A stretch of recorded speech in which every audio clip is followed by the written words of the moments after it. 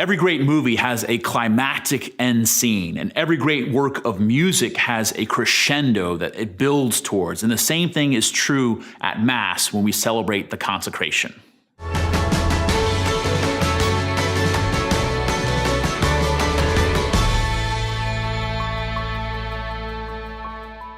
So if you go to Mass, you've been on this journey the whole time, from the very first moment that you entered in, and the songs that you sang in this procession that led towards the reading of the Old Testament and the New Testament and the Gospel, and then our profession of faith, and then we made our offerings to the Lord, and all that comes together, all that culminates in what we call the consecration, which is where we use the words that Jesus spoke at the Last Supper.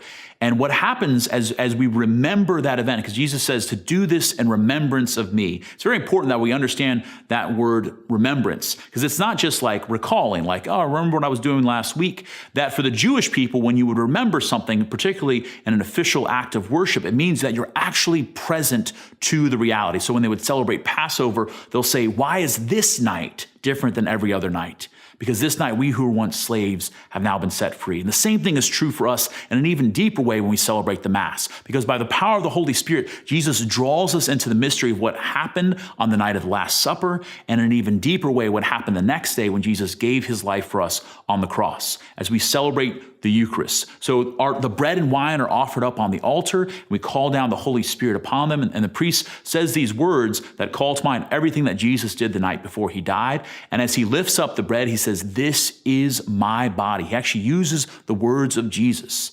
That the priest in that moment, we say, stands in persona Christi, in the person of Christ, that he lifts up the Eucharist, and then that becomes, the Eucharist, that host becomes the actual body of the Lord. Then he lifts up the cup of wine, the chalice filled with wine. He says, "This is my blood, the blood of the new and everlasting covenant." The covenant, which is this new relationship of love that God has made with us in and through Jesus' sacrifice on the cross. So we participate in that. Do this in remembrance of me. We participate in that whenever we come to Mass and receive Jesus in the Holy Eucharist. So that crescendo happens at the consecration. This becomes this moment where heaven and earth meet, where the divine and the human, they come together in this amazing marriage. And so what happens at the consecration is bread and wine, ordinary bread, ordinary wine, become the body, blood, soul, and divinity of Jesus Christ, his presence among us. So that gift is what we call the Holy Eucharist. And even the word itself, Eucharist, means thanksgiving, because all we can do in response to God's infinite generosity to us is to give him thanks. And that happens right there on the altar every time we come to Mass.